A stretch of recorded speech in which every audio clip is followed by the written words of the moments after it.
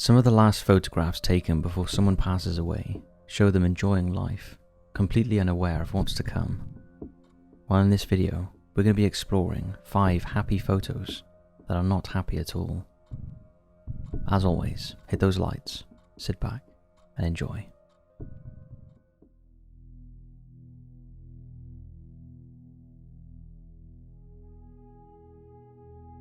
Jennifer Strange. This is the very last image of Jennifer Strange, after she won concert tickets for coming second in a water drinking contest. On January 12, 2007, 28-year-old Jennifer Strange from California took part in KDND's morning show contest called Hold Your Wee for a Wee. I think you know where this one is going. Mother of 3 Jennifer entered the competition to try and win the console for her children. The person who could drink the most amount of water without urinating would win the prize. At the time, the Wii video game console was very popular and sought after, and almost impossible to find in stores. 17 to 20 contestants started drinking water in a room at KDND Studios. They began around 6:45 AM, and participants were each handed 240-litre water bottles to drink every 15 minutes. However, as the contest progressed, they were handed increasing quantities of water to drink. At one point during the broadcast, a nurse contacted the station to warn about the dangers of drinking too much water, but her concerns were dismissed. After about 3 hours of drinking water, Jennifer was eventually placed second and won tickets to a Justin Timberlake concert, but she paid a very high price for those tickets. Before Jennifer left the studio to go home, she complained to the DJs that her head hurt. They laughed it off and instead commented that her bloated belly made her look pregnant. It was estimated Jennifer drank around 7.6 litres of water. On her way home, she rang one of her co-workers crying and complaining of a severe headache. Sadly, that was the last conversation she had with anyone. Just hours after the contest, Jennifer was found dead in her Rancho Cordova home. An autopsy reveals Jennifer died from hyponatremia, or acute water intoxication. Drinking too much water disrupts the body's salt balance, causing cells and ultimately the brain to swell.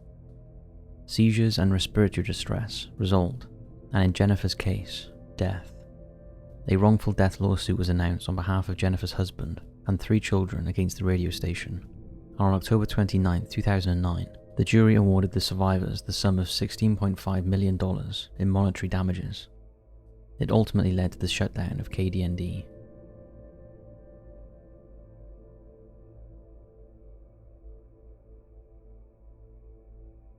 Molly LaRue and Geoff. The Appalachian Trail, also known as AT, is a hiking trail in the eastern United States. It spans almost 2,200 miles, from Springer Mountain in Georgia to Mount Katahdin in Maine, passing through 14 states. It is said to be the world's longest hiking-only trail, and more than 3 million people hike segments of it each year, usually without incident. That was not the case for Molly and Geoff.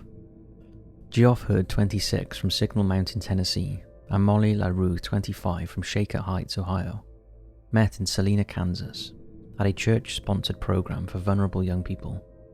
After both losing their jobs, they decided to hike the Appalachian Trail together over a 6-month period, starting in Mount Katahdin in Maine on June 4, 1990. Here are the couple happily posing for photos during their adventure. However, these would be the last photographs of the couple alive. On September 11, 1990, Geoff and Molly hiked to Duncannon, Pennsylvania, and stayed at the Trailside Doyle Hotel, which was not far from the halfway mark of their trip. For the last few months, they had stayed in a tent or communal shelter, so this stay was a treat for them. The next day they resumed their hike and stopped at the Thalma Marks shelter near the top of Cove Mountain. The shelter was a 3-sided lean-to surrounded by trees, located around 30 feet from the trail. The couple bedded down for the night. In the early hours of September 13th, as the couple slept, in an utterly unprovoked attack, Geoff was fatally shot 3 times with a .22 caliber pistol to the head, back, and abdomen. Molly was tied up with a rope looped to her neck, sexually assaulted, and then stabbed to death. The couple were found the next day by hikers Cindy and Brian Bowen, who had intended to use the shelter that evening. They found Molly face down in a pool of blood with her hands tied behind her back. Geoff was found partially naked, holding a white shirt. The Bowens immediately called authorities and also reported seeing a suspicious-looking man near the murder site. The case was well publicised and authorities were determined to catch the culprit. On September 21st, they got a breakthrough when 2 hikers spotted a man on the Appalachian Trail wearing Geoff's backpack and boots. They reported him to the National Park Service and he was apprehended. The man was indeed wearing Geoff's backpack, boots and watch and was carrying the 2 murder weapons. His name was Paul David Cruz, an ex-Marine with an arrest warrant in Florida for a murder in Bartow. Cruz DNA matched DNA at the scene and he was arrested and charged with the murders of Molly and Geoff. At the trial, he was found guilty on 2 counts of first-degree murder and received 2 death sentences. In 2006, this was commuted to 2 life sentences without the possibility of parole. A tragic and senseless murder of a young couple who had their whole life ahead of them.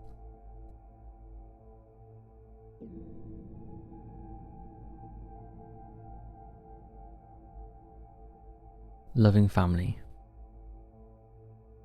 Fabio Chiarioni, a loving father and husband, posted this photo of his wife and 2 sons on his social media page. At the time, he would have had no idea of the tragedy that would follow. On August 31st, 2024, Fabio was celebrating his 51st birthday at home with his family in Paderno Dugnano near Milan, northern Italy. After the celebrations, the family went to bed, but were disturbed at around 2 a.m. What they believed to be an intruder stabbed Fabio's 12-year-old son in his bed in a frenzied attack. Fabio, hearing the screams, went to help his son, and he too was stabbed in the neck and throat. Fabio's wife then came to see what was going on, and she too was stabbed.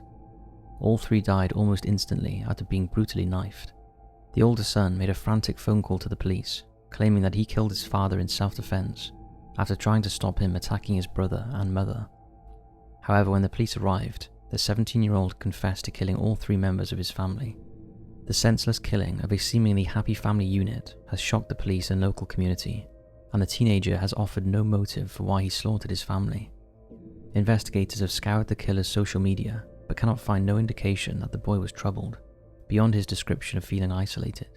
He told police he had a general sense of malaise that was his own and not related to any family issues. Malaise is just a general feeling of being out of sorts, and certainly not a reason to massacre your family. At the time of writing, this is a breaking story.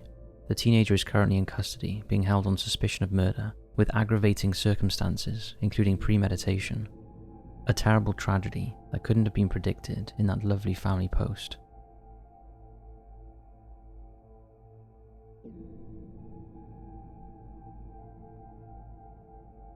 Safari tragedy. Gail Matson was an adventurous 79-year-old from Minnesota, and in March 2024 was on her dream holiday, a safari in Kafue National Park, Zambia. In her words, she wanted the trip to be her last big adventure. Here is the last photograph taken of Gail alive. She was travelling with 5 other tourists on a game drive when a bull elephant started running towards their truck. The aggressive elephant then charged the open-top vehicle and tipped it over. Sadly, Gail was killed instantly, and another passenger was injured and taken to hospital. 4 others suffered minor injuries. A very sad end to what should have been the trip of a lifetime. Millions of people around the world engage in adventurous holidays without incident, and it's extremely rare for elephants to attack humans in this way. But they are wild animals and unpredictable, so even on organised events, there is never 0 chance of an attack. Our thoughts go out to Gail's family, who must be completely shattered by this event.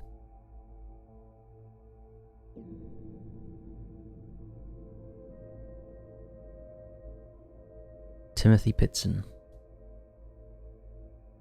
On May 11, 2011, 6-year-old Timmothy Pitzen was dropped off by his father, James Pitzen, at his kindergarten class in Greenman Elementary School in Aurora, Illinois. Not long after his mother, Amy Pitzen, pulled him out of class, claiming there was a family emergency. At around 10 a.m., Amy dropped her car off at a repair shop, and an employee of the shop drove her and Timothy to Brookfield Zoo. At around 3 p.m., they returned, picked up the car, and drove to Key Lime Cove Resort in Gurnee, where they spent the night. The next morning, the pair drove to Kalahari Resort in Wisconsin Dells, Wisconsin. The next day, security footage caught them checking out. This is the last time Timothy was seen, and to this day, no one knows where he is. On May 13th, Amy rang her mother and brother-in-law, telling them that he and Timothy were safe and not in any danger. Phone records revealed these calls were made from an area northwest of Sterling, Illinois, near Route 40. Timothy was heard in the background during the calls, saying that he was hungry. At no point did Amy contact her husband James, who had been frantically searching for the pair, after being told Timothy had been taken out of school when he arrived to pick him up. At 7:25, Amy was seen alone at a family dollar store in Winnebago, Illinois, where she bought a notebook, a pen, and some envelopes. Amy was seen again about 30 minutes later at a food store. She was still alone. At 11:15 p.m, Amy checked in to Rockford Inn, seemingly alone, where sometime that night or the next morning, she took her own life by slashing her wrists and neck and overdosing on antihistamines.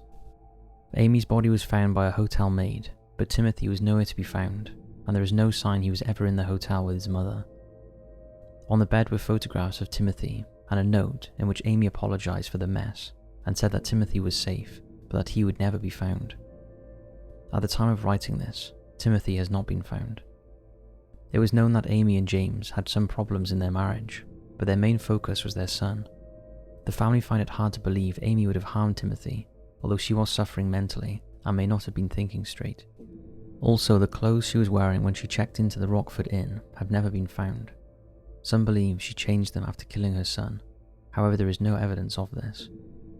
The fact remains, Timothy has not been seen or heard from since he checked out of the Kalahari resort with his mother. If he is still alive, he would be 19 years old today, and old enough to realize what has happened to him. The fact that he has never come forward or made contact with his family does seem like he is no longer with us. So that's 5 last photographs with disturbing backstories. Thanks for watching, and our heart goes out to all of the people affected by the stories we covered in today's video.